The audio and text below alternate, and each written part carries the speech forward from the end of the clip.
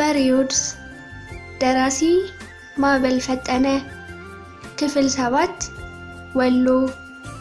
ገሞራው ምዕራብ ጎጃምንና ደቡብ ጎንደርን አቆራርጦ ዋድላ ወረዳ ኮን ከተማ ሲደርስ ምድር መሽቶ ቀኑ ጨልሟል። ለጋዋ ጨረቃ ግን ቀደም ብላ ከተፍ ብላለች። ዋድላ ላይ እንደ በረዶ የጠራው ሰማይ የተመስጦን ስሜት ይጠራል። ባላገሮች 10 ጊዜ ቀና ቀና እያሉ ሰማዩን ያያሉ። በከዋክብት ብዛት በሰማዩ ጥራት ይመሰጣሉ። በባላገሮች ቤት የኩራዝ መብራት ብልጭ ብልጭ ትላለች። ኩራዝ የሌላቸው ጭራሮ ያበራሉ። የጭራሮ መብራት ነዶ ከማለቁ በፊት እራት ይቀምሳሉ። ማዕዱ በክብር እንደተነሳ ኮረፌ የሚባለውን የገብስ ጠላ በጠይም ዋንጫ እየጨለጡ ወግ ይጀምራሉ። ወጉ ይንቆረቆራል። ወጉ የመጽሐፍ ተረክ ይመስላል። ቀደም ሲል በፋና ወጊ ብዕር የተከተበ ጥንታዊ መጽሐፍ የሚያነቡ እንጂ የሚያወጉ አይመስልም። ከንግግራቸው እስከ መቼታቸው፣ ከጭብጣቸው እስከ ተረካቸው እንከን አይወጣለትም። ወደ ገጠር ብቅ ጥልቅ እያለ የሚጽፍ ብዕረኛ ደራሲ ቢፈጠር በአንዲት ሌሊት ዳጎስ ያለ መጽሐፍ እንደሚጽፍ ጥርጥር የለውም። ዳሩ ምን ይሆናል? በኢትዮጵያ ቀንደኛ ተናጋሪ እንጂ ተናዳፊ ጸሐፊ እምብዛም ነው። የብዕር ሊቅ የነገውን ይተነብያል። ወሬኛ ያለፈውን ይዶቀዱቃል። ተናዳፊ ደራሲ መጻኢውን ዘመን አቅርቦ ያሳያል። ቀጣፊ ደራሲ ያለፈውን ይከልሳል። ተናጋሪ የዕለቱን፣ ደራሲ የዓመቱን ስለሆኑ በወሎ ሰማይ ስር ብዕር ነጥፏል። ከየነጃ የቅኔ ተማሪዎች በቀር ብዕር የጨበጠ ደራሲ የለም። በቅኔ ቤቱ ግን ጥበብ እንደ ዥጣ ወንዝ ስትፈሱላ ታድራለች። ገሞራው ከኮን ከተማ ወጥቶ ወደ የነጃ ሚካኤል ቅኔ ቤት ሲገሰግስ መንገደኞች ደረሱበት። ወደል አህያ ጭነዋል። ቅርቅብ ዳውላ በአለሌ አህያ ጀርባ ቀርቅበው ይገሰግሳሉ። ወደ የነጃ ሚካኤል ናችሁ? አለ ገሞራው። አዎ አሉት መንገደኞች። መንገዱንም ብዛም አላውቅም፣ አብሬ ልሂድ ብሎ እያወጋ ጉዞውን ቀጠለ። እነሱም በቀኝ በግራ አጀቡት። አጀቡን ሲመለከት የቅኔ ቤት ተማሪዎች ትዝ አሉት። መወድስ ሲዘርፍ በቀኝ በግራ ያጀቡት ነበር። ገሞራው ግራ ቀኙን መቃኘት ጀመረ። እነሆ ከአንድ ትልቅ ዋርካ ስር አንዲት ገጣባ አህያ ወድቃለች። እስከ ወዲያኛው ለመሞት ትጣጣራለች። ራቅ ብሎ አንድ ገበሬ ይመለከታታል። ከሞት አፍ ቀድሞ የጉም ጅብ እንዳይልፋት ለመጠበቅ ይሆናል። ገሞራው አህያ ከጫኑ ሰዎች ጋር እያወጋ ወደ የነጃ ሚካኤል መንገዱን ቀጠለ። በመንገዱ ዙሪያ የቁልቋል ቅንጭቦች ሞተዋል። ቀንበጣቸው አረንዛ ይመስላል። ለጋ ግራሮችም አሉ። ቅጠላ ቆጥቁጠዋል። የስንዴው ዛላ ቃሙኝ ይላል። ትንሽ እንደሄደ ከሽምብራው ማሳ ደረሰ። የጥቢው ሽምብራ እንደ ጉድ አፍርቷል። ፍሬው ሎሚ ያካክላል። ከሽምብራው ማሳ ገብተ ቅጠፍ የሚል መንፈስ ቢወረውም አላደረገውም። ለዛሬው ለሀገሩ እንግዳ ለሰው ባዳ ነው። በእንግድነቱ ቀርቶ በሌላ ጊዜም ቢሆን ከማያውቀው ሰው ማሳ ገብቶ እሸት ቀጥፎ በልቶ አያውቅም። ከትንሽ ጉዞ በኋላ በቀኝ በኩል 2 ኮበሌዎች የሽምብራ እሸት እየጠረጠሩ ከነገሞራው ጋር ተቀላቀሉ። ከያዙት የሽምብራ እሸት እየገነጠሉ ለመንገደኛው ሲያድሉ ለገሞራውም 7 እግር የሽምብራ እሸት ደረሰው። 7ቱ እግር ሽምብራ የ7ቱ ድርቆች ምሳሌ መሆን አለበት ሲል ትርጉም ፈጠረለት። 7ቱም የወሎ ሊቆች ነበሩ። ወደ እነሱ ቅኔ ቤት እየገሰገሰ ነው። እሸቱን እየጠረጠረ ዥጣ ወንዝን ተሻግሮ ወደ የነጃ ሚካኤል ቅኔ ቤት ወረደ። ዥጣ ወንዝ ከኋላው ይዘምራል። ፊት ለፊቱ የቅኔ ተማሪዎች ለዥጣ ወንዝ መወድስ ይዘርፋሉ።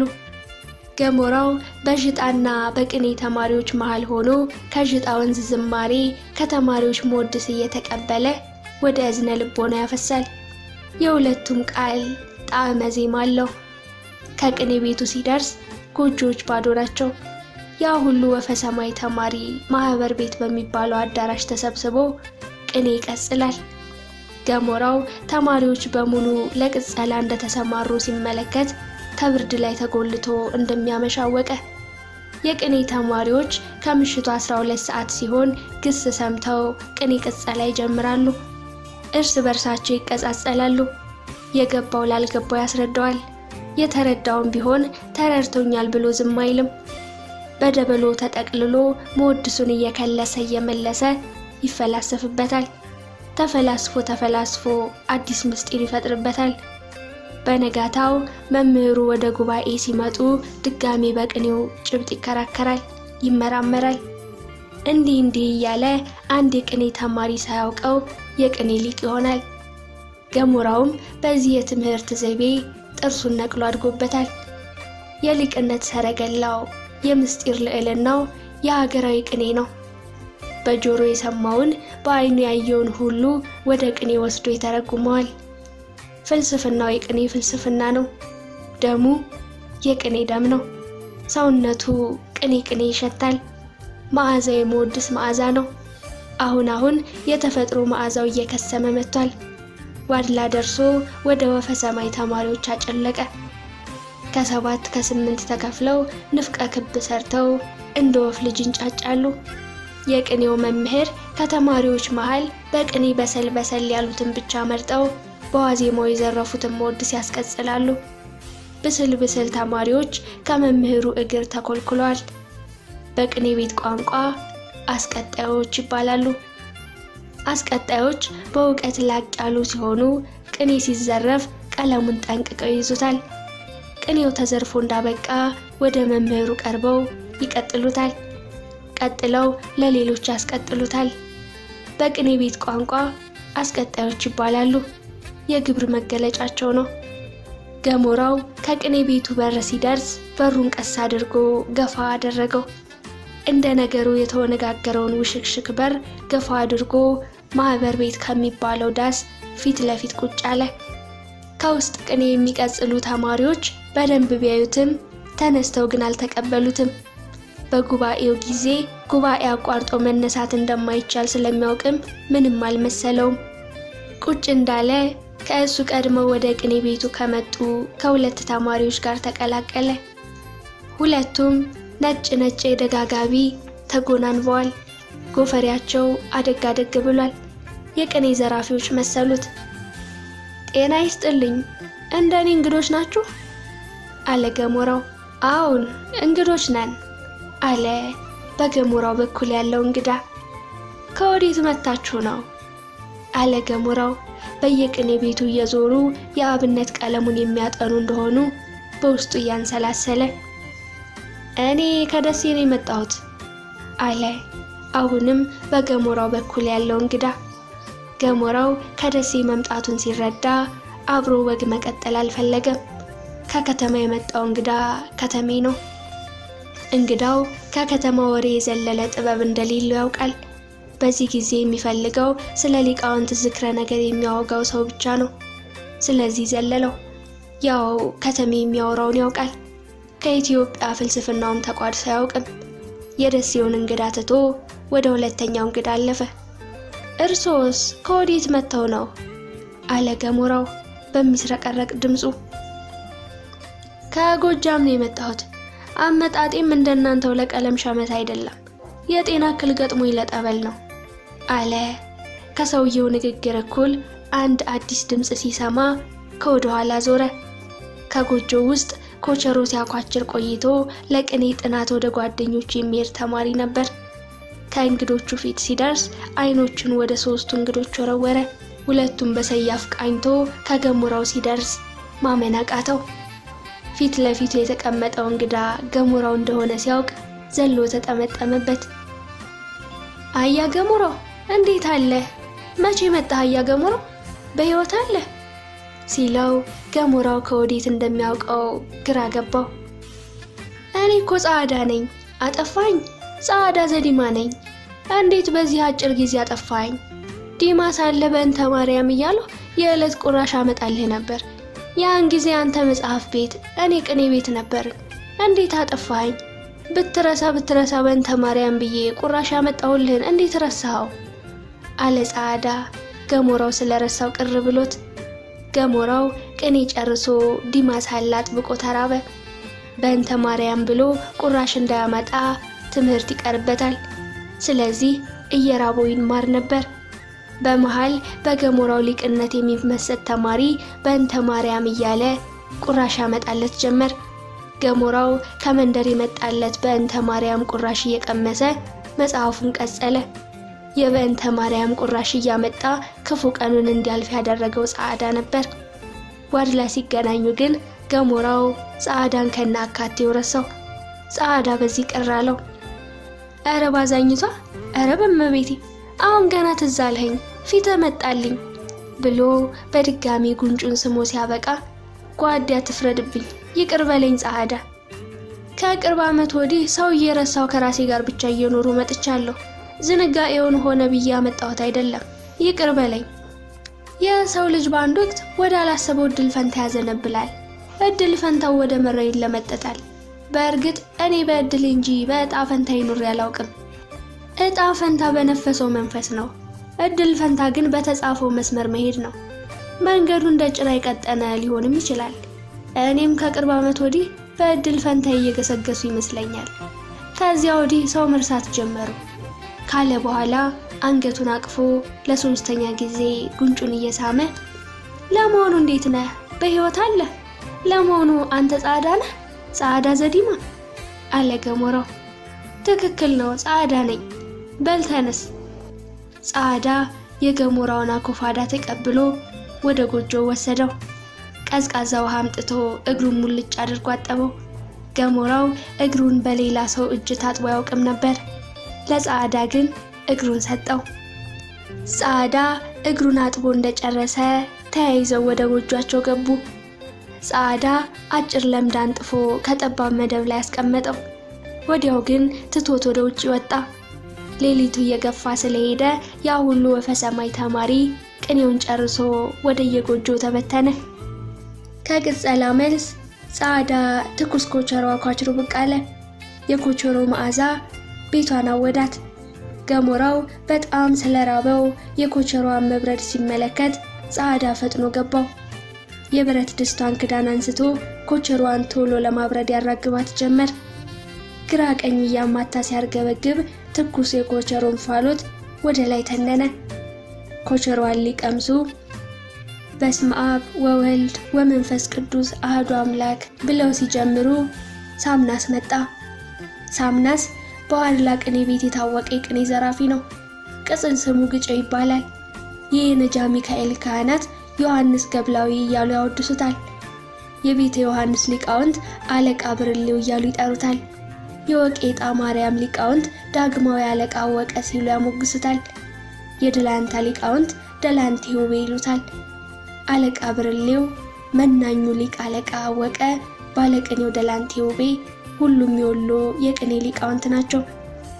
ደላንቴ ውቤ በደላንታ ውስጥ ስመጥር የቅኔ ሊቅ ሲሆኑ ተፍጻሜተ ሊቃውንት ጭምር ናቸው።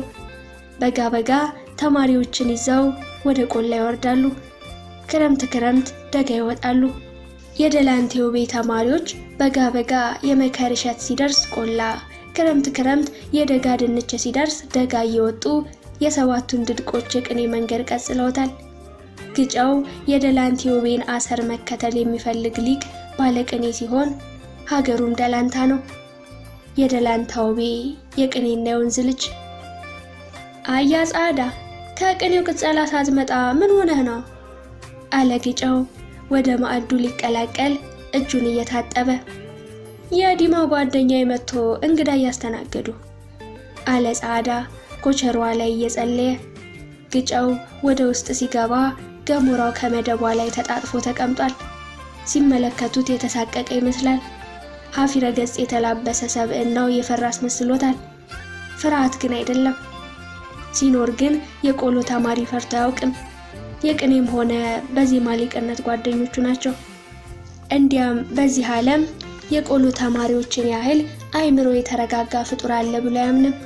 ከመደቧ ላይ ኩርትም ብሎ እንደተቀመጠ የጻዕዳ ጓደኞች ተራ በተራ እየመጡ ተዋወቁት።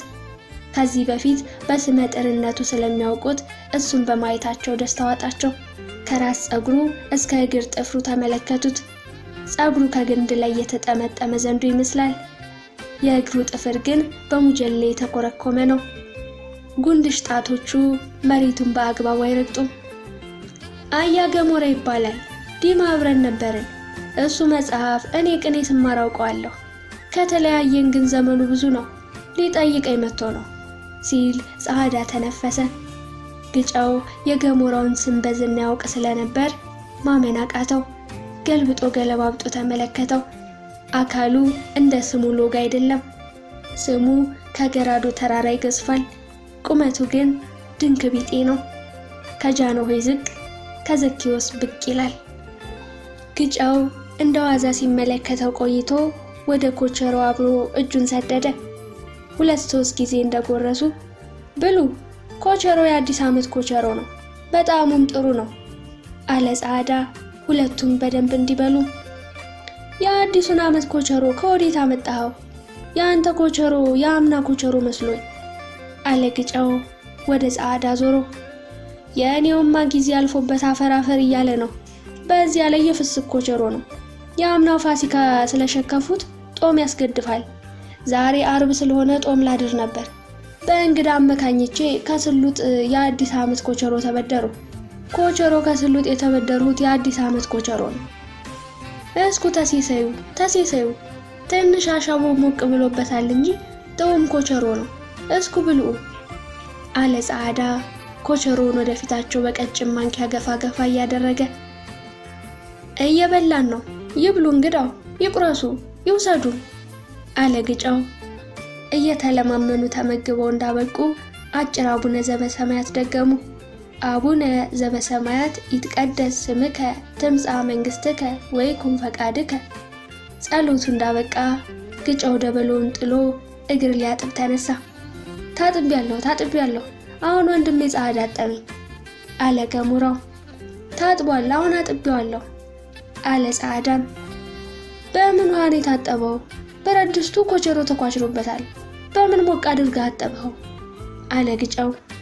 የታጠበውስ በቀዝቃዛ ውሃ ነው አለ ጸዓዳ። በቀዝቃዛውማ ታጥቦ ማደር የለበትም። በጣመን የተያዘ እግሩ እንዲፍታታ ጣመኑ እንዲለቀው በሞቀ ውሃ መታጠብ አለበት ብሎ ያችን መከረኛ ብረት ድስት አለቀለቃት።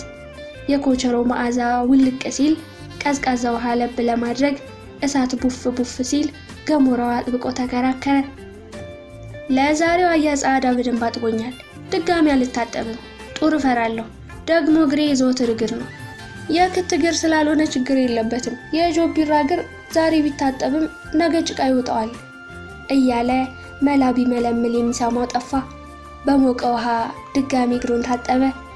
እግር አጠባው እንዳበቃ በሶ በቀዝቃዛው ልምታለህ፣ ጎንህን ደገፍ እንዲያደርግ በሶ ጨምር አለ ጸዓዳ ወደ ገሞራው ጠጋ ብሎ።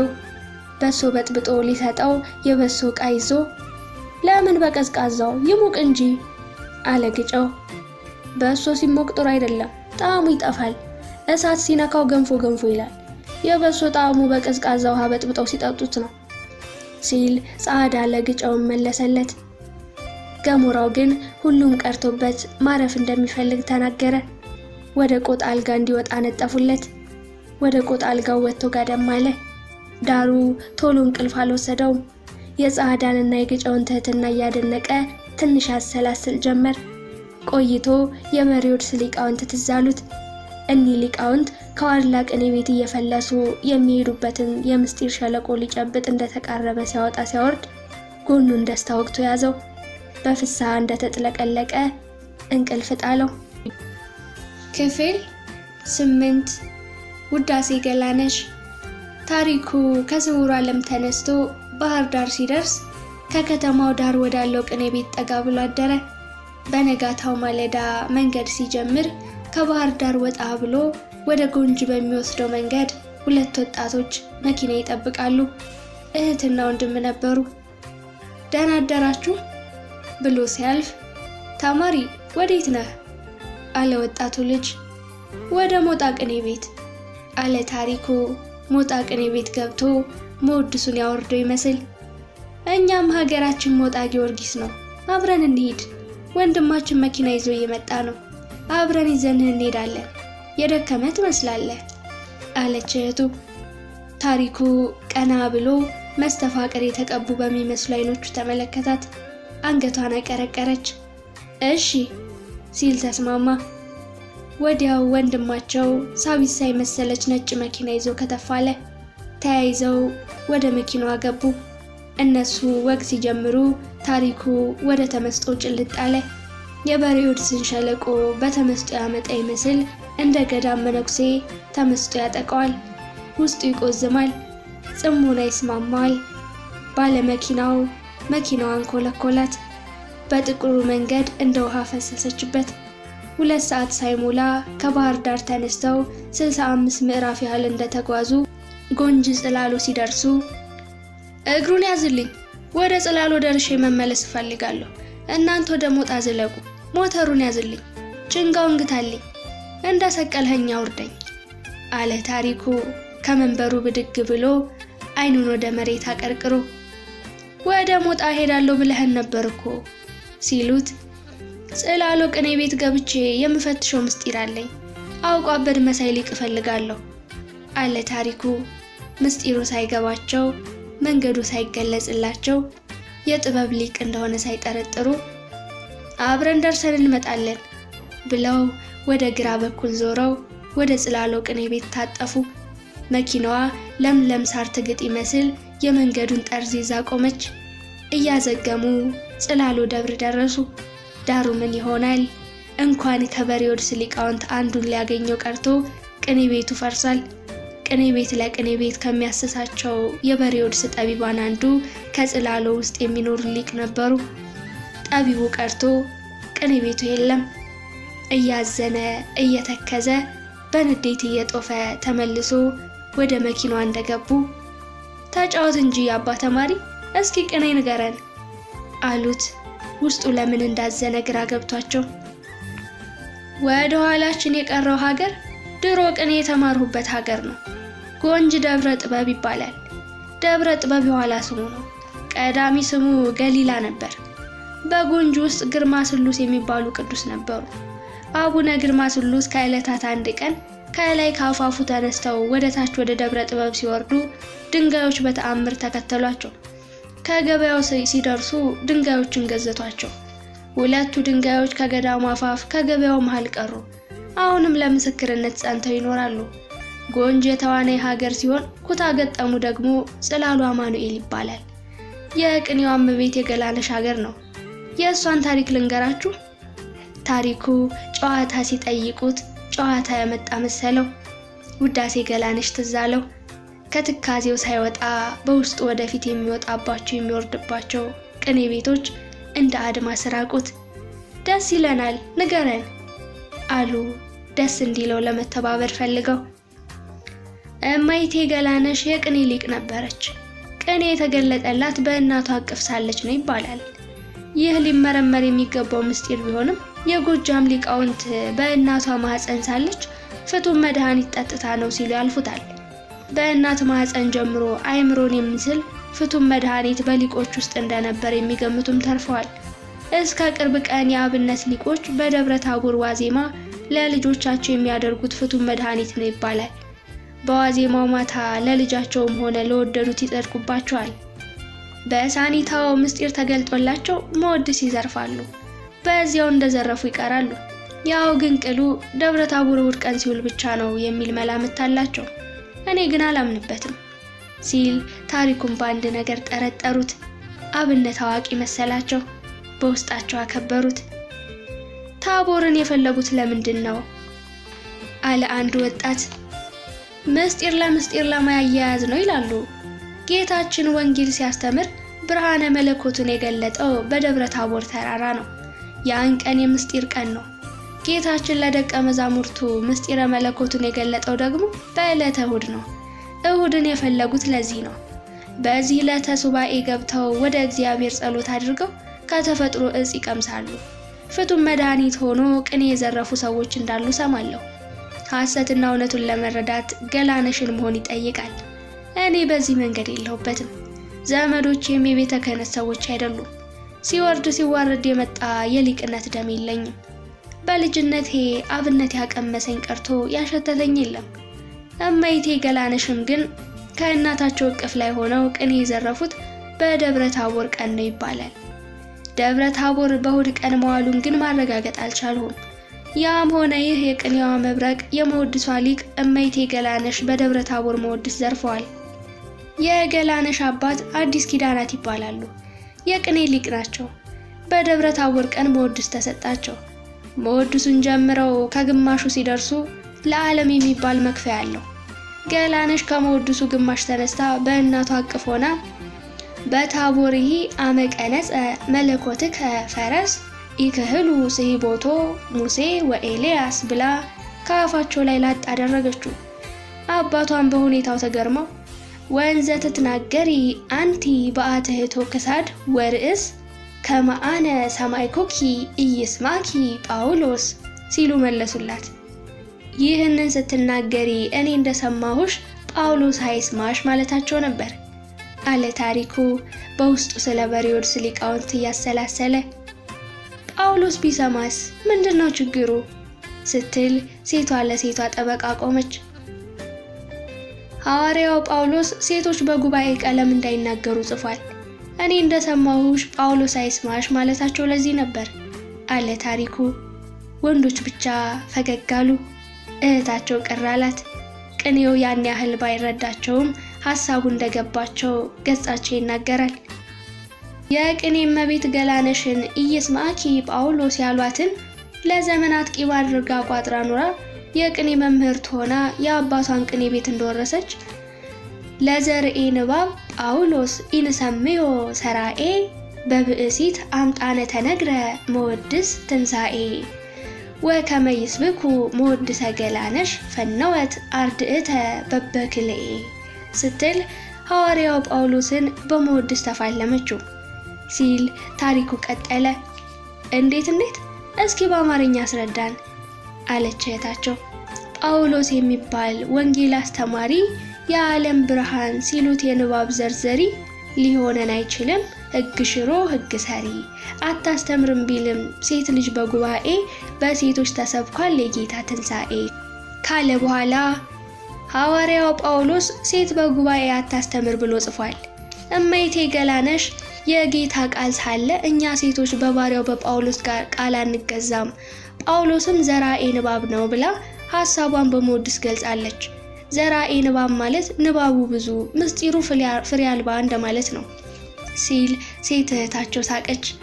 ያ ብቻ አይደለም፣ አታስተምር ቢልም ሴት ልጅ በጉባኤ በሴቶች ተሰብኳል የጌታ ትንሣኤ ብላ ጳውሎስን ያህል የወንጌል ገበሬ የጌታ ትንሣኤ በሴት አንደበት እንደተሰበከ መረዳት ነበረበት ስትል ተፋለመችው ብሎ የቅኔውን ጭብጥ ከዘጋ በኋላ በራሱ አንደበት ቀጠለ።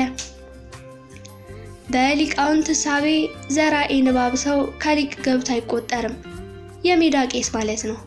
ቄስ በጠባዩ ንባቡ አጭር፣ ምስጢሩ ምጡቅ መሆን አለበት። ኢትዮጵያውያን ባለቅኔዎች እንደ መርፌ በቀጠነች ንባብ ረቂቅ ምስጢር ያኖራሉ። በገላነሽ የቅኔ ዓይን ግን ጳውሎስን ያህል ሰባኪያን ዘራእያነ ንባብ ይባላሉ። ንባብ ዘሪዎች ከግማሽ ሰዓት በላይ ለፍፈው ጭብጥ ምሉ ምስጢር በሰው አይምሮ ያሳድሩ፣ ቃል ብቻ ነው ብሎ ወደ በርዮድስ ሐሳብ ተመለሰ።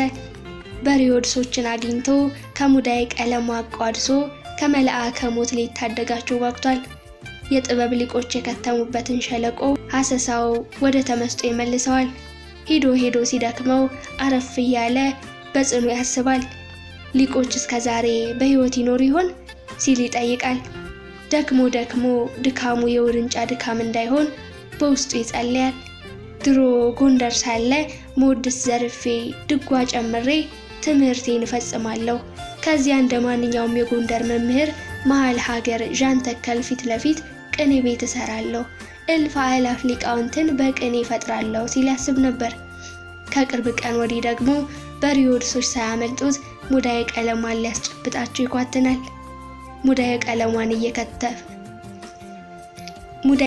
ሙዳየ ቀለሟን እየከፈተ እየገጠመ ያያታል። በውስጧ ያለው ትኩስ ቀለም ሳይደርቅ ወደ በርዮድሶች ለመድረስ ይፋጠናል።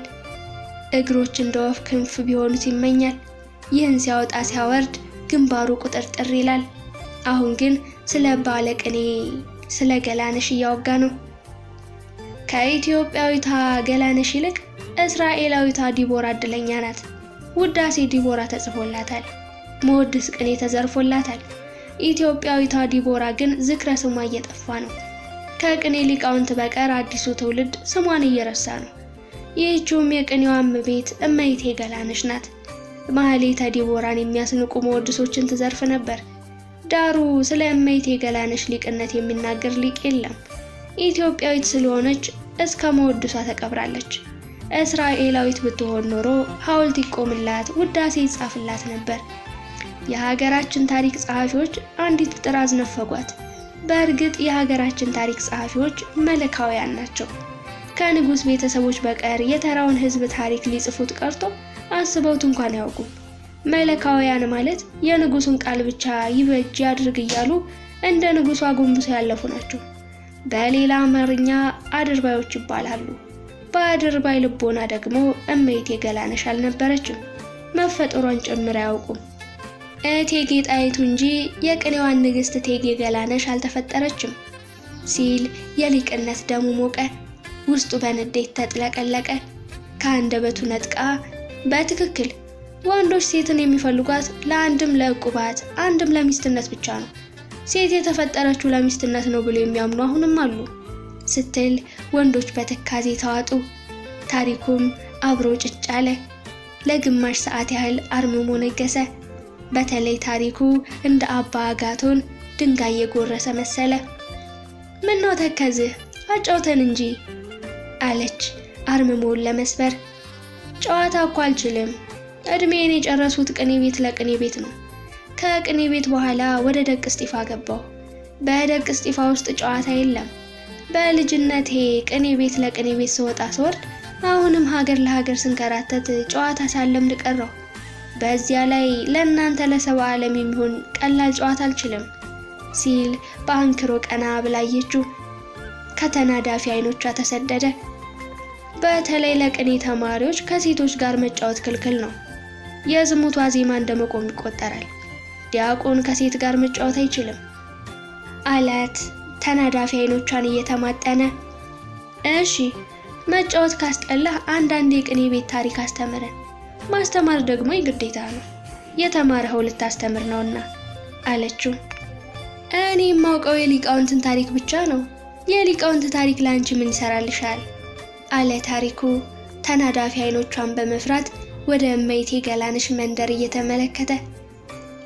እኔም የምወደው የሊቆችን ታሪክ ነው። የሊቆችን ወግ እንደ መስማት የሚማርከኝ ነገር የለም። እሱን ስትነግረኝ ደስ ይለኛል። ደግሞ ባታውቅ ነው እንጂ እኔ እንደ ሌሎች ሴቶች አይደለሁም። በሊቃውንት ፍልስፍና እመሰጣለሁ። የገላነሽ ልጅ መሆኔን መርሳት የለብህም ብላ የወግ ክሩን አስጨበጠችው። የጀመረውን የገላነሽን ታሪክ ሊጨርስላት ተስማማ። ወደ ኋላ ዞሮ የአማዶ ገመገም ጎንጅ ጽላሎ አማኑኤል ይባላል። የሊቃውንት ሀገር ነው። ከቅዱስ ያሬድ ቀጥሎ ድርሰት የተጀመረው ጎንጅ ጽላሎ ይመስለኛል። የጎንጅ ጽላሎ ሊቃውንት አሁንም በአመት አዳዲስ ድርሰት እየደረሱ ዜማ ይፈጥራሉ። የቅኔው ድርሰት ግን ዘወትር አዲስ ነው። ከአመት 2 ጊዜ ዘመኑን የተመለከተ ድርሰት ይደርሳሉ። ዘመኑን የሚነካ ድርሰት ሲደርሱ እኔ ራሴ ሰምቻለሁ ሲል ቀጠለ። ነገሩ እንዲህ ነው። የጎንጅ ሊቆች በታህሳስ 28 የአማኑኤል ቀን ወደ ጽላሎ አማኑኤል ይሄዳሉ። ወደ ጽላሎ የሚሄዱት ለቅዳሴ አይደለም፣ ከጽላሎ ሊቃውንት ለበዓሉ የሚደረሰውን አዲስ ድርሰት ለመስማት ነው።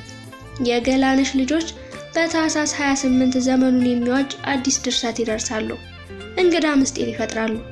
የጎንጅ ሊቃውንት ድርሰቱን በቃል ሸምድደው በመጽሐፍ ጽፈው ወደ ጎንጅ ይመለሳሉ። ከታህሳስ ለጥቆ ጥር ይብታል። የጎንጅ ደብረ ጥበብ ሊቃውንት በጥር 12 ቀን ለጽላሎ ሊቆች ድርሰት መልስ የሚሆን ውሃ ያልነካው አዲስ ድርሰት ይደርሳሉ። የሁለቱ ሊቆች ድርሰት በሊቃውንት ይገመገማል። ልቆ ለተገኘው የሊቅነት ማዕረግ ይጨመርለታል። የጎጃም ሊቃውንት ዘንድሮ በጎንጅ ጽላሎ ምን ተባለ፣ ምን ድርሰት ተደረሰ እያሉ ምስጢሩን ሲመረመሩ ይባጃሉ።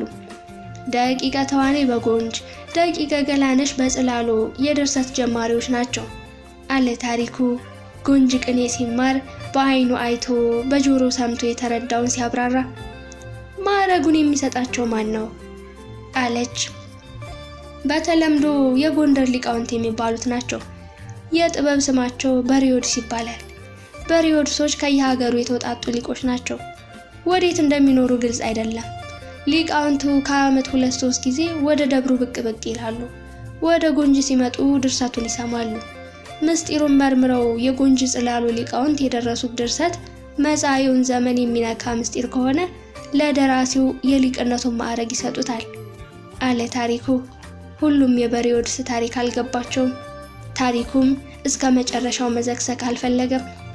ርዕሰ ወሬውን ለመለወጥ ፈልጎ እመቤቴ ገላነሽ ቅኔ በምታስተምርበት ወቅት ከጎጃም ሊቆች በቀር በአራቱ ማዕዘን ያሉ ሊቃውንት ወደዚህ ደብር ይጎርፉ ነበር።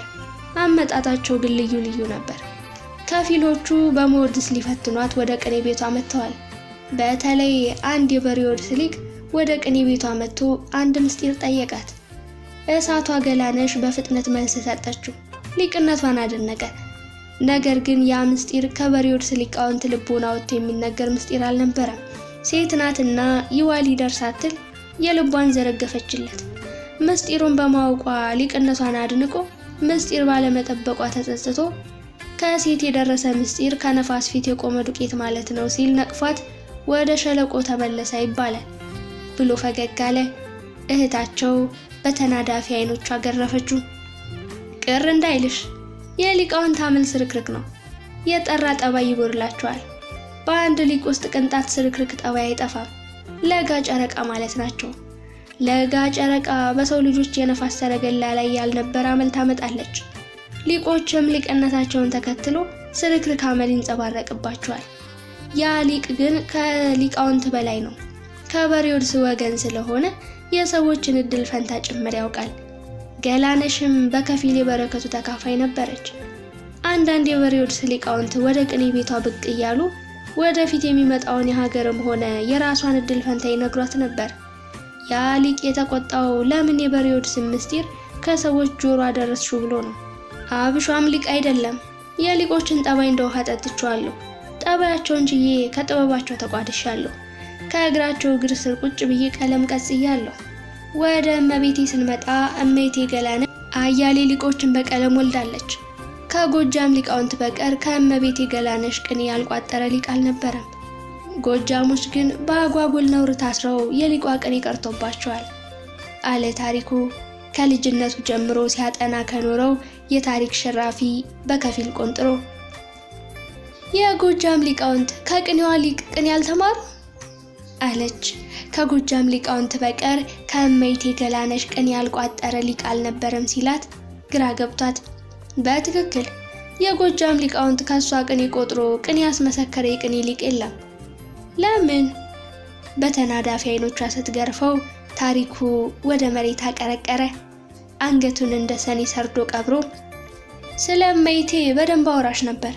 ዳሩ ምን ይሆናል በትግራይ፣ በጎንደር፣ በሸዋ፣ በወሎ ዘወር እያሉ ስለ ሊቃውንት ሕይወት ሳጠና የእመቤቴ ገላነሽን ታሪክ በሰፊው አላገኘሁትም ሲል ጸጸት አደረበት።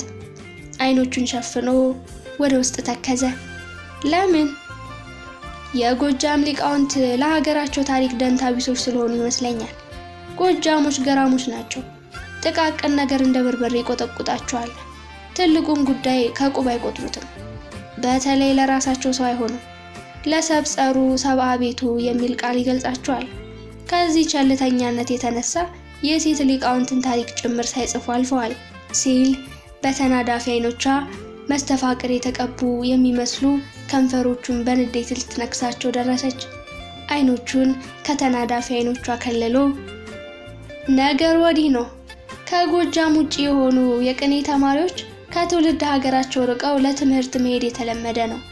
ከአራቱ ማዕዘን የተነሱ የቅኔ ተማሪዎች ከአጽናፈ ዓለም ገስግሰው መጥተው ጎጃም ሲደርሱ ማረፊያቸው የእመቤቴ ገላነሽ ቅኔ ቤት ነበር። ከሀገራቸው ርቀው ስለሆነ ከዚች መንደር ቁጭ ብለው የጎንጅ የቆለላን ነጭ ጤፍ እየተቋደሱ የትምህርታቸውን ይቀጥላሉ። የጎንጅ ተማሪዎች ግን ከእመቤቴ መማሩን እንደ ኖር ይቆጥሩታል እኮ። ለምን? ቃጭል ድምጿን ከረር አድርጋ ጠየቀችው። ነገርሁሽ እኮ የጎጃም ሊቆች አጓጉል ባህል ያጠቃቸዋል። ከሴት ቢማሩ የሴት ደቀ መዝሙር ተብለን እንሰደባለን ብለው ይፈሩ ነበር። በወቅቱ የገላነሽ ደቀ መዝሙር የሆነ ተማሪ ወልደ መበለት እየተባለ በምጸት ይሰደብ ነበር። ወልደ መበለት ማለት ታዩ ትርጉም ይቅርብሽ። በወቅቱ ከሴት የተማረ ወልደ መበለት የሚል ቅጽል ይሰጠው ነበር። የጎጃም ሊቃውንት ይህንን አጓጉል ነቀፋ ፈርተው ከእመይቴ ገላነሽ ቅኔ ሳይማሩ ቀሩ። ስለ ታሪኳም ሲጠየቁ እመይቴ እንደማንኛውም የኢትዮጵያ ሴቶች በቅኔ ሊቅነታቸው አይታሙ። ሊቅ ነበሩ ከማለት በቀር ስለዚህች የቅኔ ሰው ልበ ብርሃን አይነ ስውር ሊቅ በሊቅነቷ ልክ ተናግረውላት አያውቁም። ይኸውም የሴት ደቀ መዝሙር እባላለሁ እያሉ እየፈሩ ከእሷ ሳይማሩ ስለቀሩ ነው አለ ታሪኩ ሲደመድም። ጎጃሞች ምቀኞች መሆን አለባቸው አለች ደሟሞቆ። አይደለም ምቀኝነት አይደለም። የሴት ደቀ መዝሙር እንባላለን እያሉ አጓጉል ነውር እየጠበቁ ነው። የማዕበል ፈንቴ ልጅ መባል የሚወዱትን ያህል ወልደ መበለት መባልን እንደ ነውር ቆጥረውት ነው። የጎጃም ሊቆች ወደ ገላነሽ ቅኔ ቤት የሚመጡት በቅኔ ሊፈቱናት ነበር። እሷም ይህ ገብቷት ነበር ይባላል። ይኸውም ሊታወቅ ባለቅኔዎች ሊፈትኗት ደቀ መዝሙር መስለው ሲመጡ ጠብቃ አፋቸውን እያስያዘች ትመልሳቸው ነበር አሉ። እንዲያውም በአንድ ወቅት ሐወፀ ሮጌል ወወልደ ነጎድጓድ መዋቲ ከሳደየ እሁብ እመትፈትሃ ለዛቲ ብላ ቅኔ ቋጥራ ወደ ሊቃውንቱ ላከች። ከቅኔ ሊቆች አንዱ እውር ዘአቁሮ መኑ ይፈትኖ ብሎ መለሰ። እውር የቋጠረውን ማን ይፈታዋል ማለቱ ነበር። ሌላው ባለቅኔ ደግሞ ቅኔውን በቅኔነቱ መረዳት ቢሳነው ሞቶነ ሞተ ፍጡራን ፈጣሪ ለይእቲ እመትፈትሂ ገላነሽ ፈክሪ ብሎ አጸፋውን ቅኔ ዘርፎ ላከላት። ይህን ቅኔ ከነ ምስጢሩ ገላልጣ ከላከችለት በኋላ አንድ ቅኔ ዘርፋ ላከችለት። ቅኔውን ሲሰማው ጆሮም ጭው አለበት፣ አንደበቱ ተንተባተበ። ማሪኝ እመቤቴ ብሎ ኢማይምርነቱን አውቆ መጥቶ ይቅርታ ጠየቃት። ገላነሽ ይቅርታውን ተቀበለችው። ከዚያ በኋላ ሊቅነቷ አድማስን በርግዶት ተሻገረ፣ ቀላያትን ሰነጠቀ፣ በሀገር ናኘ። የጎጃም ሊቆች ግን ከሴት ብንማር ወልደ መበለት ወይም የሴት ደቀ መዝሙር እንባላለን፣ የሴት ደቀ መዝሙር ከምንባል መወድሱ ይቅርብን ብለው አጉል ነውር አደረባቸው። የቀለም ቀንዷ ፈሰሰች፣ ገላነሽ እንደዋዛ አለፈች። የማር ወለላ የሆነ መወድሷን ሌሎች እየቀዱ ጠጡት። የጎጃም ሊቆች ጉሮሮ እንደደረቀ ቀረ። ያን ጊዜ እመይቴን በቅኔ ሊቅነቷ የሚያውቋት ሆሜር ሲሉ ያወድሷታል። ያልተማሩት ግን አሁንም ጸጸት ሲንጣቸው ይታያል። አንዳንዶችማ ከመቃብሯ ድረስ ሄደው ይቅር ምን ተግዜር እያሏት ነው አሉ። በታሪክ ያጠናሁት ይኸው ነው እያለ ወደ ሞጣ ገሰገሱ። ታሪኩ በየቅኔ ቤቱ ከበሪዎድ ሊቃውንት አንዱን አውቋበድ መስሎ ለማግኘት ይጣደፋል። ስለ ባለቅኔዋ ገላነሽ ሲተርክ አበያ በረሃ የሚባለውን ስርጉጥጉጥ ሸለቆ ጨርሰው ወደ ሞጣ ብቅ አሉ። ያቺ የሞጣ ጉብል በቀላሉ ልትለቀው አልፈለገችም። ጥያቄዋን ለግታ መጣችው። በመደብ ሰደረችው። አሁን እኔ አስኳላ ተማሪ ነኝ። በሰኔ ወር እመረቃለሁ። ከምርቃት በኋላ ወደ አብነት ትምህርት ቤት ገብቼ የቅኔ ሊቅ መሆን እፈልጋለሁ። የጎጃም ልጆች ቅኔ ሊማሩ ወደ እኔ አይመጡም ማለት ነው አለች። ወደ ሞጣ ሊደርሱ የሽራፊ ደቂቃ ብቻ ሲቀራቸው፣ ኧረ በጭራሽ ምን ሊሰሩ? መወድስ ስትዘርፊ ቢሰሙሽ እንኳን በአንቺ የግዕዝ ክህሎት ለመሳለቅ በአንቺ ግዕዝ ቋንቋ ክህሎት እንኳን መወድስ ልንዘርፍበት ሰዋሰውን ማናወራበት እያሉ ሊዘብቱብሽ ይችላሉ። በድኩማን ቅኔ አዋቂዎች ሲሳለቁ በእገሌ ግዕዝ ክህሎት እንኳን ቅኔ ልንዘርፍበት ሰዋሰውን ማናወራበት ማለት ልማዳቸው ነው። የቅኔው ኮከብ የጨጎዴው ሊቀ ሊቃውንት ያሬድ ሽፈራው እያሉ ወደ አንቺ ምን ሊሰሩ ይመጣሉ ብሎ የጎጃምን ልጆች ስለ ልቦና ልዕልና ከነገራት በኋላ አያይዞ ቀለደባት። የቅዳሴ መምህርት ከሆንሽ መጥተው ሊማሩ ይችላሉ። በጎጃም ቅኔ እንጂ ቅዳሴ ከሙያ ተቆጥሮ አያውቅም። ቅዳሴውን ግን ከሴት ቢማሩ ችግር የለባቸውም። የቅዳሴ መምህርት ከሆንሽ መጥተው ይቀጽላሉ አለ ታሪኩ ፈገግ እያለ። እንዳይመስልህ የጎጃም ልጆች ዋድላ ድረስ ለቅኔ ብለው እንደሚሄዱ አውቃለሁ። ድጓም ሲፈልጉ ቤተልሔም ድረስ ሄደው አስመስክረው ይመለሳሉ።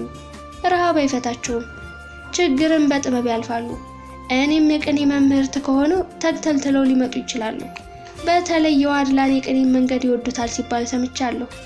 እሱን ካጠናው ቅኔ ቤቴን እንደ ንብ ሊሰፍሩበት ይችላሉ አለችው። አሁን ገና ረታሽኝ። እውነት ነው፣ የዋድላን የቅኔ መንገድስ አጥብቀው ይፈልጉታል። የዮሐንስ ገብላዊ ደቀ መዝሙር ከሆንሽ ሊመጡ ይችላሉ። አመጣጣቸው ግን ጥበብ ጭምር ካወቅሽ ነው።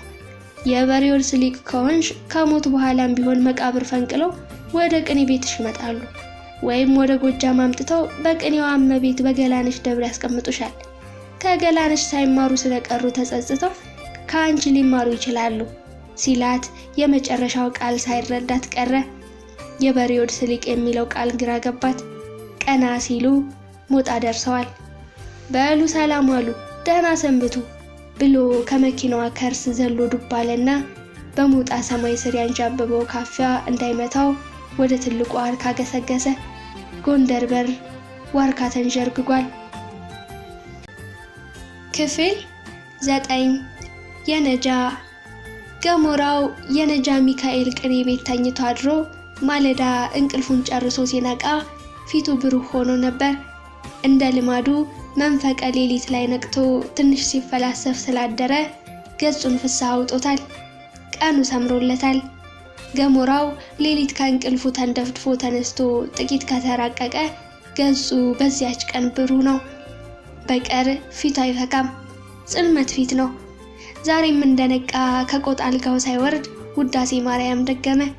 የጸሎት መጽሐፉ በጽጌረዳ አበባ አብባለች፣ መዓዛዋ ይመስጣል። ገሞራው በዚህች መጽሐፍ አያሌ ዓመታት ጸሎት አድርሶባታል። ከጸሎት በኋላ ዘወትር ተሳልሟታል፣ በከንፈሮቹ ስሟታል። በደናግል ከናፈሮቹ የመጽሐፏን ጀርባ ሲስም ኖሯል። ዛሬም እንደ ልማዱ ሊነጋጋ ሲል ውዳሴዋን ጨርሶ የዮሐንስን ወንጌል ጨመረበት። ራእዩም አልቀረ። የራእዩን መጽሐፍ ሰለቀው። መጽሐፉ ተሰለሰ፣ ተከለሰ። ከዚያም ከቆጥ አልጋው ቀስ ብሎ ወርዶ ተማሪዎች አንበሳ ወደብ እያሉ ወደሚጠሩት ቤተ ሽንት ሄደ። ጓዙን አራግፎ ተመልሶ ከተማሪዎች ጋር ተቀላቀለ። ተማሪዎች በአካል ያውቁታል። ገሚሶቹ ግን ስሙ ከቅኔ ጋር ሲነሳ ሰምተው ሳያዩ ያመኑ ብፁዓን ነበሩ። የማለዳዋ ፀሐይ በወሎ ሰማይ ስር ፍንትው ብላለች። ይህችን ፀሐይ እየሞቀ ስለ በሬወልስ ሊቃውንት ሊመራመር ሲስመነመን በሰል ያሉ ተማሪዎች ጸሎታቸውን እያቋረጡ ከበቡት። ገሚሶቹ መጽሐፋቸውን እያሰቡ በዙሪያው ተኮለኮሉ። እሱ በአዜባዊ ንፋስ ዙሪያ ከመጽሐፍ ሄኖክ ያጠናውን ቀመር ወደ አይምሮ እያመጣ በውስጡ እያወጣ እያወረደ ከተመስጦ ላይ ነበር። ዳሩ ግን እንደ ልቡ መመሰጥ አልቻለም። ፀሐይን እየመጠመጠ ሲመሰጥ ተማሪዎቹ በሕይወቱ ዙሪያው የሚያጠነጥን ወግ ጀመሩ። ለዛሬው በዙሪያው የተኮለኮሉ ደቀ መዛሙርት በሙሉ ነጋ ቅኔ ቤት ሲዘረጋ ተማሪዎች ለመሆን ያቆበቆቡ ናቸው። እሱም ገጻቸውን እያነበበ ይህ የቀዳማው የጥበብ ሰው ይሆናል፣ በእድሜም ገና ልጅ እግር ነው፣ ቢማር ሊቅነቱ ይጎላለታል። ያኛው ጥቁሩ ግን ስል ተማሪ የሚሆን አይመስለኝም፣ ፊቱ ገበሬ ያስደንግጥ ፊት ነው። ቢሆንም የመማር ፍላጎት እስካለው ድረስ ወደ እኔ ከመጣ ተመለስ አልለውም። ባይሆን ተምሮ ሲጨርስ ወደ ዓለም እንዳይገባ አደርጋለሁ። ሚስት ሲፈታ ሲያገባ ከሚኖር ራሱ ገዳም ቢገባ ይሻለዋል ሲል ለራሱ ተናገረ። ከርታታው ገሞራው ቅኔ ቤት ከተከለ እኒህን ተማሪዎች በስነ ስርዓት ተቀብሎ የማስተማር መንፈሳዊ ግዴታ አለበት። ለአሁኑ ግን ትንሽ ግራ የተጋባበት ምስጢር አለው። የወደፊት ህይወቱ በእሱ ብቻ የሚወሰን አለመሆኑ ግራ አጋብቶታል። ከዚህ በፊት በራሱ ሐሳብ የወሰነው ውሳኔ በተክሌ ዘዲማ ከፈረሰበት ወዲህ ደፍሮ ስለ ራሱ ህይወት ውሳኔ አይወስንም። እኔ በወስን ምን ይሆናል? ተክሌ ዘዲማ ያፈርሱታል፣ ይሰሩታል። ዛሬ በወስን እንደዚህ ቀደሙ በቀመር ይፈርሳል። እኔ ስወስን ተክሌ ከናዱት ውሳኔ ከንቱ ነው። በራሴ ህይወት ውሳኔ መስጠት አያስፈልግም። ቅድመ ውሳኔ ለበሬወልስ ሊቃውንት ይህችን ሙዳይ ቀለም አደርሳለሁ። ያ ሲቋጭ አምላክ የፈቀደ ይሆናል። አሁን የጉባኤም ሆነ የህይወቴ ምስጢር ተከድኖ ይብሳል። ራሴን በወደፊት ውሳኔ ማጨናነቅ የለብኝም ብሎ የነገውን እድል ፈንታ እንደዋዛ ይዘለዋል። እርግጥ ነው በል ሲለው ብዕሩን አንስቶ የራሱን ሕይወት በምዕራፍ ይከትበዋል። በነጋታው መልሶ ቀዶ ይጥለዋል። ስለ አዜባዊ ነፋስ ግን አጥብቆ ይመራመራል። በዚህ ዙሪያ የሚያጠነጥነውን አቡሻህር መጽሐፍም ከእጁ አይለየውም። ሲተኛ ከትራሱ ከፍ አድርጎ ሽጉጥ ያደርገዋል። ሲጓዝ በጎኑ ሻጥ ያደርገዋል። ከሄኖክ መጽሐፍም የቀመር ምዕራፋትን ብቻ ዘወትር ያነባቸዋል። ወደ ፍልስፍና ይዘውት ይሰጥማሉ። በፍልስፍናቸው እንደተመሰጠ ይውላል። ብቻውን ሲሆን ደግሞ በፉጨት የሚጠራት ቀጭን ዜማ አለችው። ከመፋጻ ቀጢን ከመመሰንቁ ጽሩይ ያስተፊትሃኒ በሰሚኦቱ ሲል ጠቢቡ የተናገራት ቀጭን የፉጨት ዜማ ናት። እሷን እያዜመ ለብቻ ይቆዝማል። ለብቻው ውሎ ለብቻው ያድራል። ከዜማው መልስ ወደ ቀመራቱ ይመለሳል። ከስነ ፍጥረት ተቀድተው በአቡሻህር የተቀመሩትን ብቻ ለይቶ በልብሱ ዳር በመርፌ ጽፎ ይዟቸዋል። በቃሉም ያውቃቸዋል። ተራ በተራ ሸምድዷቸዋል። በአይምሮ ሰርጸዋል። ቢሆንም በቃል ያለ ይረሳል፣ በመጽሐፍ ያለ ይወረሳል እንዲሉ በአይምሮ ያለ ይረሳል፣ ከልብስ ዳር የተሰፋ ይወረሳል ያለ ይመስላል። ገሞራው ይህን ሲያወጣ ሲያወርድ የኔታ ገሞራው ሲል አንዱ ተማሪ ከሐሳቡ አነጠበው። አሄሄ የኔታ አለኝ? እኔ ኔታ አይደለሁም። የኔታዎች በቀለም ራሳቸውን አሳክለው ሊቅነታቸውን አስመስለው ተማሪዎችን በቀለም የወለዱት ናቸው። በቀለም ያልወለደ ከርታታ የኔታ አይባልም። ቅጽል ስሜ የኔታ አይደለም፣ ከርታታው ነው። በስሜ ጥራኝ። የግብር ስሜ ከርታታ ነው አለ ገሞራው ራሱን ዝቅ የወንበር ሊቃውንትን ክብር ብቅ አድርጎ የኔታነቱን ለነሱ እየሰጠ። ኧረ ተው ያ ገሞራው፣ አንተ የኔታ ካልተባለ ማን ሊባል ይችላል? አለ ጻዕዳ ከተመስጦ እንዳይወጣ ገሞራውን በአርምሞ ሲመለከተው ቆይቶ። እውነቴን ነው። የእንጀራ አባትና ተምሮ ያላስተማረ መምህር አንድ ናቸው። ስም እንጂ ግብር የላቸውም። ማዕፀነ ደረቆች ናቸው። ዘረ መትራን ይባላሉ። ዘረ መትራን መሬት ለስልሶ ታርሶ ቁና አይወጣውም። ዘሩን እንኳን በቅጡ አይመልስም። ዘሩን መትሮ ስለሚያስቀረው ዘረ መትራን ይባላል። እንደ እኔ ከርታታ ሊቆችም ዘረ መትራን ናቸው። ገራህተ ሰሉስ አይደሉም። ዘር ቆርጥመው ያስቀራሉ እንጂ ወልደው ለፍሬ ያበቁ። የእንጀራ አባት ሳይወልድ አባት እንደሚባል ተምሮ ያላስተማረ መምህርም ለስሙ የኔታዬ ሲባል ሲሰማ ይሰቀጥጠኛል። የእንጀራ አባት ሳይወልድ አባት እንደሚባል ተምሮ ያላስተማረ መምህርም ለስሙ የኔታዬ ሲባል ሲሰማ ይሰቀጥጠኛል። ውስጤን ይኮሰኩሰዋል። ነፍሴ አጥብቃ ትጸየፈዋለች። በእኔ በኩል ሳላስተምር የኔታ ሳልወልድ አባት ተብዬ መጠራት አልፈልግም። አሃደ ቀለመ ዘነገረከ ይኩን ከመአቡከ እንዲሉ አቡ። አንዲት ቀለም ያልነገረኝ የንታይ እንዳልሆነ ልብ ያውቀዋል። እኔም አንዲት ቀለም ያልነገርሁት ተማሪ እንዳልሆነ አውቀዋለሁ። እኔም መምህሩ አይደለሁም። ስለዚህ የኔታዬ ቢለኝ ከንቱ ውዳሴ አድርጌ ቆጥረዋለሁ። በፍስሐ ልቀበለው አልችልም። አንዲት ቀለም የነገረህን እንደ አባትህ ይቆጠረው ያለው የአበው ዘይቤ ይፈርስብኛል። እናንተም አንዲት ቀለም ሳልነግራችሁ የኔታዬ ልትሉኝ አይገባም። ለጊዜው ቅጽል ስሜ ከርታታው ነው። ከርታታው እያላችሁ ጥሩኝ።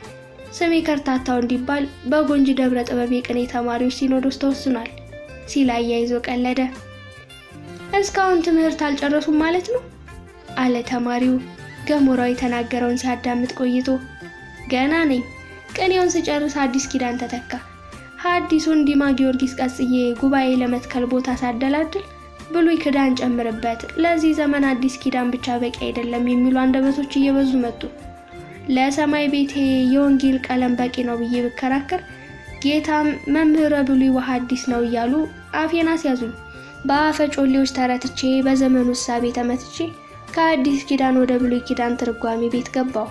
ሁለቱም ፈጽሜ ሁነኛ ስፍራ ስፈልግ መጽሐፈ ሊቃውንት ተከተለ። መጽሐፈ መነኮሳትም የወጉን ተማረኝ አለ።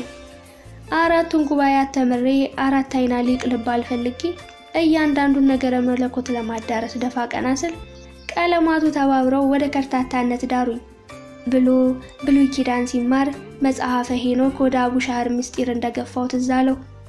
በአቡሻህሩ ዙሪያ ሲፈላሰፍ ከከመታይምር ምስጢር ጋር ተላተመ። ከመታይምር ወደ ተዋናይ ጥበብ ገፋው። ወደ ተዋናይ ቅኔ ቤት ገብቶ ተማረ፣ ተመራመረ። ወደፊት ጉባኤ ከተከሉ ቅኔ ቤቱም ሆነ መጽሐፍ ቤቱ ገዳም ቢሆን ይመረጣል። ከተማ እንዳይተክሉት። የከተማ ተማሪው ሽክሽክ ነው። መልሶ መላልሶ አያጠናም። ቂጡን ገልቦ አይማርም። ገዳም ውስጥ ሲሆን ግን ተማሪዎች በአጭር ቀን ፍሬ ያፈራሉ። ረሃብም ቢሆን አይርባቸውም። በእንተ ማርያም ብለው ይማራሉ፣ ጾም ይጾማሉ፣ ውዳሴ ማርያምም ይደግማሉ። የመምህር ፍቅር ያድርባቸዋል። የከተማ ተማሪ የመምህር ፍቅር የለውም። የቀለም መምህሩን እንደ ቀን ሰራተኛው ነው የሚቆጥረው። ይህንን የራሴ አይቻለሁ። የገጠር ተማሪዎች ግን ራሳቸውን በመንፈሳዊ ጥበብ ይገዛሉ። ጥበብ ኮትኩታ ታሳድጋቸዋለች። ስለዚህ ጉባኤው መዘርጋት ያለበት ገዳም ውስጥ ነው አለ ተማሪው። ገሞራው እንደ ልማዱ አንገቱን ዘንበል አይኖቹን ጨፈን አድርጎ ሰማው። ተማሪውም በምክሩ ገፋበት። ጉባኤው ገዳም ሊሆን የሚችለው ግን እርስዎ ወደ ዓለም እስካልገቡ ድረስ ብቻ ነው። ወለተ መከራን አቅፌ እኖራለሁ ካሉ ጉባኤው ቢቀር ይሻላል። ወለተ መከራን አቅፈው እያደሩ አስተምራለሁ ካሉ ተሳስተዋል። ከሴት እቅፍ አድሮ ማለዳ የሚያስተምር መምህርን ብዛም ነው። በዓለም ለመቀጠል ከፈለጉ የከተማው ኑሮ ይመረጣል። ገዳም ገብተው ጉባኤ ከዘረጉ ግን ቀዳሚው ደቀ መዝሙርን የወራሴ ነኝ። ከቅኔውም ከመጽሐፉም እቋደሳለሁ። እድሌ ከሰመረ አቡሻርም እቀጽላለሁ ብዬ አስባለሁ። ዳሩ ግን እኔ የተወለድሁበት ቀን የአቡሻር ሊቅነት የሚያበቃ ቀን አይመስለኝም። የአቡሻር ቀለም ከዕለተ ልደት ጋር ይያያዛል። ለሰው ልጆች የእድል ፈንታ ትምህርት ነው ሲል ገሞራው እንዳልሰማ ማዶ ማዶውን በተመስጦ የሚቃኝ መሰለ። አጣብቂኝ ውስጥ እንዳይገባ በውስጡ ጸለየ። በቀመር ቀለም እድል ፈንታ እንደሚወሰን ለሚያወራው ተማሪ ተባባሪ ላለመሆን ያላየ ያልሰማ መስሎ ማዶ ማዶውን መቃኘት አበዛ። ተማሪውም መቀጠል አልፈለገም። ገሞራው ወጉን እንዳልተቀበለው ወዲያው ገባው። ገሞራው ግን ሁለቱንም አስቧቸው አያውቅም። ስለ ትዳር ሲያስብ ከዚህ ዓለም ሴቶች ቀድማ የምትመጣበት ቀዳማዊቷ የኃጢአት እመቤት ሔዋን ናት። ሔዋን መታ ጥንተ ሐዘን በሴት ስህተት እንደተጀመረ ታስተምረዋለች። አሁንም ሴቶች ምክንያተ ስህተት ሊሆኑ አይመስለኝም። ያ ቢሆን ኖሮ እልፍ አላፍ ወንዶች ከሴቶች ጋር ባልኖሩ ነበር። ወንዱ ተመርጦ ጃንደረባ በሆነ ነበር። የሔዋን ስህተት በእመቤቴ የገላነሽ ሊቅነት ተሰርዟል። ይልቁንም በእንተ ማርያም ብዬ በከበርሁባት በቅድስት ማርያም ደግነት ከዚህ ዓለም እንስቶች ልብ ተፍቋል። አሁን በዓለም ያሉ እንስቶች የእመቤቴ የቅድስት ድንግል ማርያም የቃል ኪዳን ልጆች እንጂ የበደል ጀማሪዋ የሔዋን ልጆች አይደሉም ሲል ሐሳቡን ይደመድማል። በእርግጥ ቅኔ ቤት ለመትከል ፍላጎቱ አለኝ አለ ገሞራው ከድንጋጤው ሳይወጣ አፉ እንዳመጣው። መቼ አለ ጻዕዳ። ጊዜው አይታወቅም። ለጊዜው ወደዚህ የመጣሁበት ጥብቅ ምስጢር አለ። እሱን ካገኘው ቦታ መርጬ ጀምራለሁ ብዬ አስባለሁ ብሎ ሐሳቡን ሳይጨርስ የቅኔ መምህሩ ስለመጡ ተማሪዎች ወደ ትምህርታቸው ነጎዱ። ገሞራው የቅኔውን መምህር እጅ ነስቶ ብቻውን እንደተቀመጠ ጻዕዳ መምህሩን ወደ ቅኔ ዙፋናቸው ሸኝቶ ተመልሶ መጥቶ ከጎኑ ቁጭ እያለ ሁሉን ተምረሃል፣ እንግዲህ አሁን መንከራተቱ ይበቃል። ወንበር ዘርግተህ ጉባኤ አስፍተህ አስተምር። እኔ በዞሩባቸው እውቅ ቅኔ ቤቶች ስምህ በውዳሴ ሲነሳ ሰምቻለሁ። ይህንን የመሰለ ክቡር ስም ይዘህ መንከራተት አግባብ አይደለም አለ ጻዕዳ የምር ሲመክረው። ያልኸኝ ሁሉ እውነት ነው። ዳሩ ግን አንተ እንዳልኸው ከሌላም እንደሰማኸው ከርታታ ብቻ አይደለሁም፣ ከርታታ ኮከብ ነኝ። ምን መሰለ፣ ዲማ መጽሐፍ ዋሸራ ቅኔ ከፈጸሙ በኋላ ጎንጅ ደብረ ጥበብ ገብቼ እንደ አዲስ ቅኔ ጀመሩ። ድሮ የዋሸራ ማርያም የቅኔ ዘራፊ ነበሩ። ቅኔ እየዘረፉ ከተዋናይ ጥበብ ለመቋደስ የጎጃም ሊቃውንት እንደጅ ጠና ነበር። ተሳክቶልኝ ከጥበቡ የምጣድ ብልጭልጭታ ያህል ምስጢር ተቋደሱ። ይህ ጥበብ እየመራ ወስዶ ከስውሩ ዓለም ከተተኝ። ከስውሩ ዓለም ተክሌ ዘዲማን አገኘኋቸው። ወደዚህ ላኩኝ። አሁንም የበሬ ወድሶችን ሸለቆ እየፈለጉ ነው። ወደ ዋድ ላይ መጣሁት ለቅኔው አይደለም። ቅኔ በቂዬ ነው። በ13 ዓመቴ ቅኔ ዘርፌ በመወድሱ አግጬበታለሁ። አሁን የበሬ ወድስ ሊቃውንት ሐሰሳ ላይ ነኝ። ዲማ ሳለን ስለ በሬ ወድስ ትንሽ እንሰማ እንደነበር ትዝ አለ። ተክሌ ይነግሩን ነበር አለ ገሞራው ወደ ጻዕዳ ጠጋ ብሎ በጆሮ። አሁን የጎንደር ሊቃውንት እንደሆኑ ሰማ ነበር። ታዲያ እኒህ ሊቃውንት የጎንደር ሊቃውንት ናቸው? ወደ ወሎ ምን አመጣህ? አለው ጻዳ። አሁን በተለምዶ የጎንደር ሊቃውንት ይባላሉ። በእርግጥ የበሬወድስ ሐሰሳ ከወሎ ብቻ ያበቃል ማለት አይደለም። ሀገር ምድሩ የበሬወድስ ሊቃውንት የተዘሩበት ገርሃተ ጥበብ ነው። ነቁ ግን ከወሎ ነው። ከወሎ ይቀዳል። ከዚያ በኋላ ወደ ቆላ ይወርዳል። ጥበብ ነውና ወደ ደጋም ሽቅብ ይፈሳል። የወሎን ተራራዎች ያረሰርሳል። አርዘ ሊባኖሶች የለመለሙት በወሎ አንቅዕት አይደለም። አልፎ አልፎ ወሎ በድርቅ ስትመታ አርዘ ሊባኖሶቹን የሚያለመልመው ይኸው ከበሬወድስ ጠቢባን የሚቀዳው ጥበብ ነው። ይልቁንም ወደ የኔታ ወሰደኝ፣ ጉዳይ አለኝ አለ ገሞራው። ተያይዘው ወደ ወልደ ሕይወት ወረዱ። ክፍል 9 በዚህ ተጠናቀቀ። ክፍል 10 ይቀጥላል።